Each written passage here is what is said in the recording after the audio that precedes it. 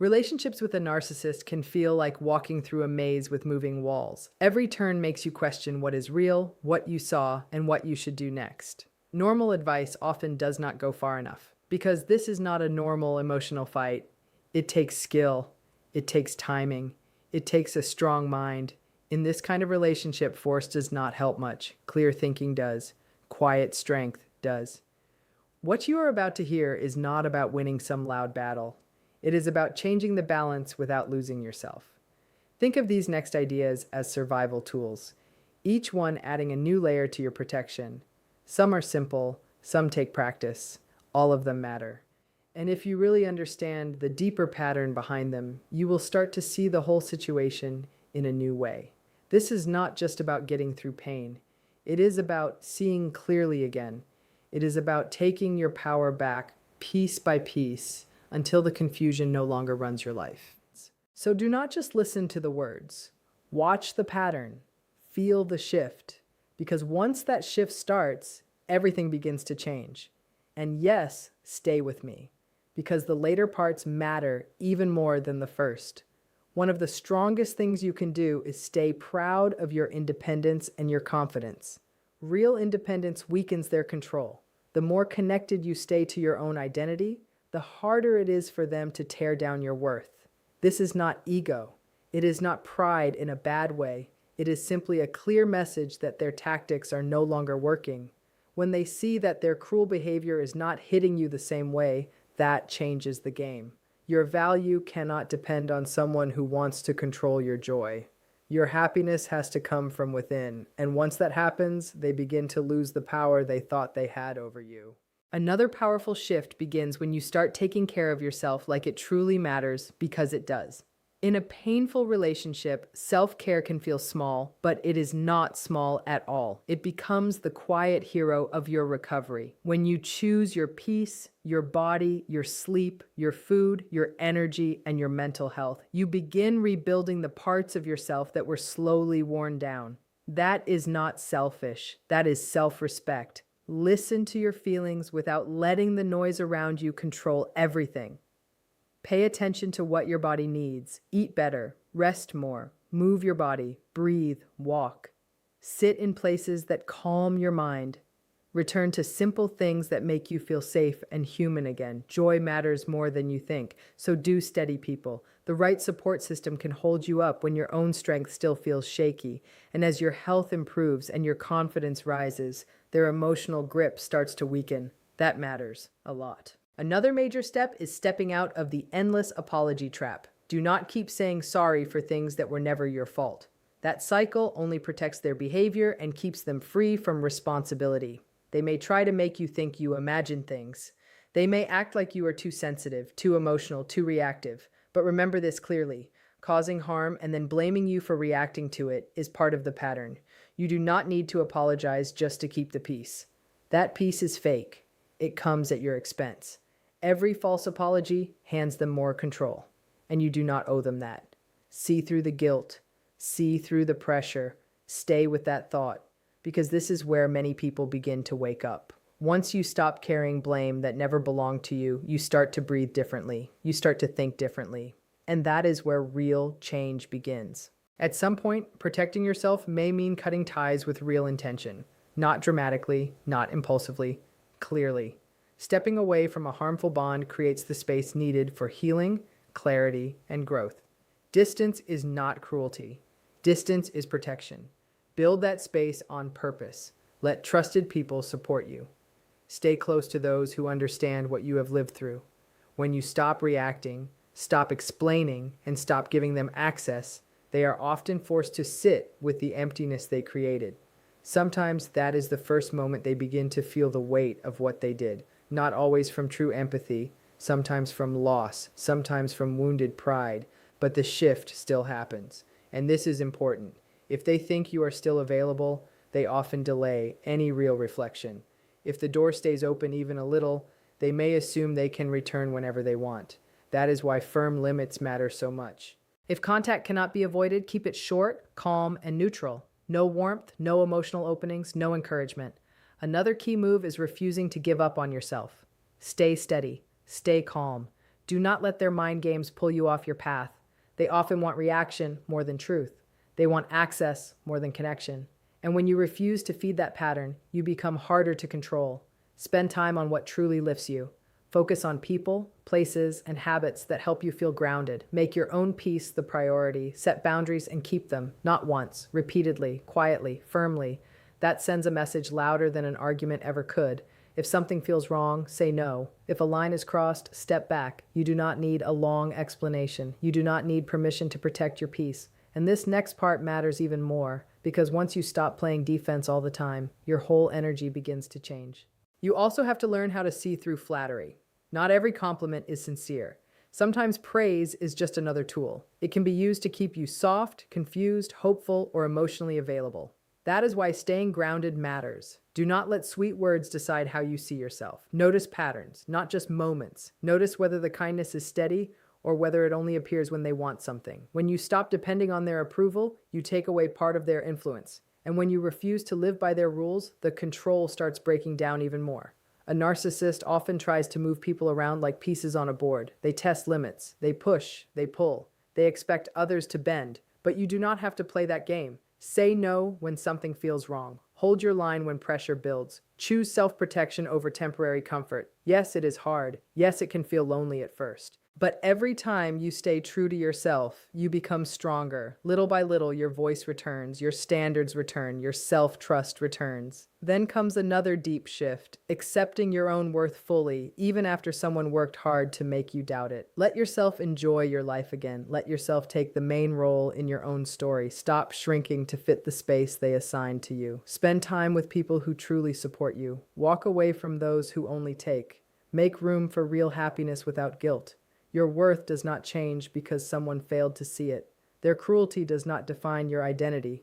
Their confusion does not get to shape your future. And if that lands with you, keep listening, because the emotional turning point is still ahead. Sometimes the most powerful thing you can do is not dramatic at all. It is simply choosing yourself again and again until that choice becomes your new normal. There's also a different kind of strength that many people overlook, and that is compassion. Not blind compassion. Not self-sacrifice, but the kind that keeps bitterness from taking over your whole spirit. You do not have to become cold just because someone treated you cruelly. Staying kind as much as you reasonably can protect something important inside you. Their selfishness does not have to drag you into darkness. In many cases, calm kindness unsettles them more than anger does because it shows that they no longer control your inner world. The goal is not perfection. The goal is not to smile through pain. The goal is to rise without becoming what hurt you. Over time, they begin to sense that their behavior has lost its effect, and your confidence, if you hold on to it, becomes your shield. Speak up for yourself. State your limits clearly. Do not accept mistreatment. When they try to play the victim, your steady resolve makes that act weaker. Now picture what happens after the relationship ends. This is where things often turn in a surprising direction. The same person who once seemed cold, dismissive, and sure of themselves may begin turning inward in ways you never expected. The person who pushed you aside may now be alone with their own thoughts, replaying what happened, comparing what they lost to what came after, and feeling the silence you left behind. This does not always mean deep change. It does not always mean true remorse, but it often means reflection. Your presence begins to linger in their mind, not because you chased them, not because you begged, but because you were real. You brought care, you brought effort, you brought depth. In a world where empathy is often treated like weakness, that kind of presence becomes memorable. So stand tall in that truth, not with arrogance, just with quiet certainty, because genuine care is not easy to replace, and the absence of it can become very loud over time.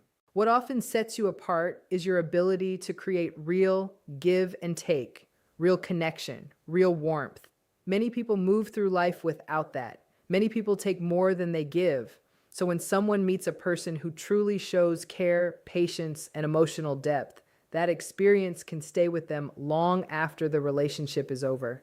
As you heal, they may start comparing you to whoever came next. Slowly, they begin to see what was different about you. They think back to the better moments. They wonder how it all fell apart. The reflection is not always dramatic. It often happens in silence.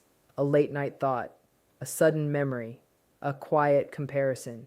Sometimes they realize, at least in private, that they made a mistake. But that realization does not always lead to anything healthy. It may only lead to watching from a distance, checking your social media, looking for signs of your life, wondering whether they still matter to you. Even if they are blocked, some still try to find a way in, and you need to be careful here because what looks like curiosity can sometimes become something more obsessive. That is why no contact matters so much. If the door is closed, reflection deepens. If the door is left open, they may postpone accountability and assume they can return whenever they want. Sometimes a person becomes most memorable when they are no longer available. That is why staying brief, neutral, and distant when contact happens can protect you far more than emotional conversations ever will. In these later stages, they may begin to see you as someone they can no longer reach, someone they want but cannot easily have. That shift can keep them thinking for a very long time. And this is where your healing becomes even more powerful, because while they are stuck looking back, you are supposed to be moving forward. As you rebuild, focus on your own life with real intention. Try new things, go new places, change your routine, travel if you can, learn something new. Let your world expand beyond the pain. That kind of growth changes how you see yourself, and it changes what you will accept in the future. While you are doing that, they may still be quietly watching the life they no longer have access to. They may see your progress, your peace, your confidence, your new experiences, even your new relationships, and feel the contrast deeply. You are no longer just surviving, you are growing. You are becoming stronger in ways they did not expect. That can be hard for them to process, especially if they still do not have a strong sense of who they really are. Often, part of why they keep thinking about you is because of the value you brought into their life. If they have gone quiet, that silence may not mean they forgot. Sometimes it means they are wrestling with the truth. This is why learning more about these patterns can be so important. The more you understand manipulation, false charm, emotional control, and repeated attempts to pull you back in, the harder it becomes for those tactics to work on you. Many people deal with repeated attempts to reconnect. Late night messages, sudden calls, random excuses, promises that sound different but feel strangely familiar. That is why total distance is sometimes the safest choice. Block what needs to be blocked. Change what needs to be changed. Protect your peace like it matters because it does. Your worth is not up for negotiation. Your energy matters. Your presence matters. And no one gets to decide your value for you. If you have ever felt forgotten, hear this clearly. Real emotional depth leaves a mark. It may not be understood right away, but time has a way of revealing what was real. A lot of this comes down to something deeper. People who are able to form meaningful bonds often threaten those who cannot do the same. Under the surface of grand behavior, control, and superiority, there is often insecurity. Not ordinary insecurity in the simple sense, but a deeper fear that gets hidden behind power plays and false confidence. Many only understand what they lost when that illusion starts to crack, and the period after being discarded by a narcissist is deeply painful, no question about it. But it can also become a turning point. For you, it can become the start of stronger boundaries, clearer vision, and a more solid sense of self.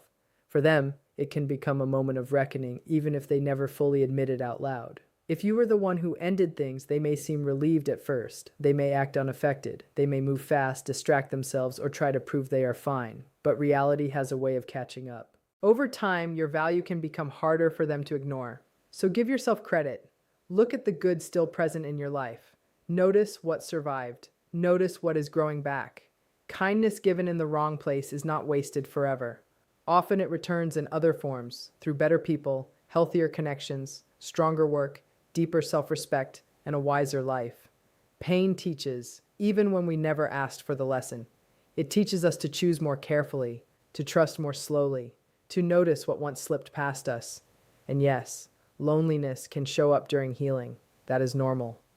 But do not let it take over your story. Put your energy somewhere useful. Exercise, build, create, work, learn, grow. Let the pain become fuel instead of a prison, because when you do that, you often become someone even they never expected to see on the other side of the breakup. Rushing into a new relationship before healing is usually a mistake. It can feel good for a moment, but without real recovery underneath, it often leads to more confusion and more pain. Healing is not straight. It is not neat. It moves in waves. Some days feel strong. Some days old memories return without warning. Some nights feel heavy for no clear reason. That does not mean you are failing. It means you are human. Through all of it, remember this: it was not your fault. Real love and honest care can feel threatening to someone who is not able to return the same thing. Sometimes that is exactly why they pull away, shut down, or discard what was good. What they often do not expect is what happens next. They do not expect you to become wiser, stronger, more grounded, more selective, more alive. No contact over time changes how you are remembered. Distance can turn pain into perspective. And with patience, many people rise from these experiences with more strength than they had before. Yes, there may be emptiness for a while. Yes, there may be grief, but no one else brings exactly what you bring. Even if they move on to someone new, that does not erase your value. Often they stay trapped in old habits, old distractions, and unresolved issues from long before you ever entered their life. Time reveals what chaos once hid. As life settles, the truth becomes clearer. Both people may begin to understand what was really in that relationship, what was given, what was lost, and what could not continue. Distance can become a strange teacher like that. And sometimes it helps both people grow in very different ways. So if you are walking through this now, hold on. Keep your boundaries, keep your dignity, keep building your life.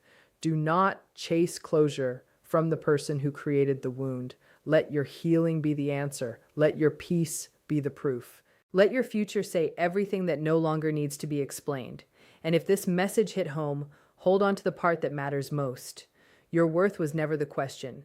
And one more thing matters more than most people realize. Healing is not just about getting away from them. It is about coming back to yourself. Little by little, your mind gets quieter. Your body relaxes. Your smile starts to feel real again. The need to explain everything fades. The need to be chosen fades too. You stop chasing answers from someone who was never honest with their own heart. That is when your power returns, not in one big moment, but in small, steady ones. A calm morning, a clear no, a night of real sleep, a day where you do not check your phone. These moments look small, but they change everything. Keep going. Keep choosing peace over chaos, truth over confusion, and self-respect over old pain. One day you will look back and realize the version of you that survived this became the version of you that finally became free.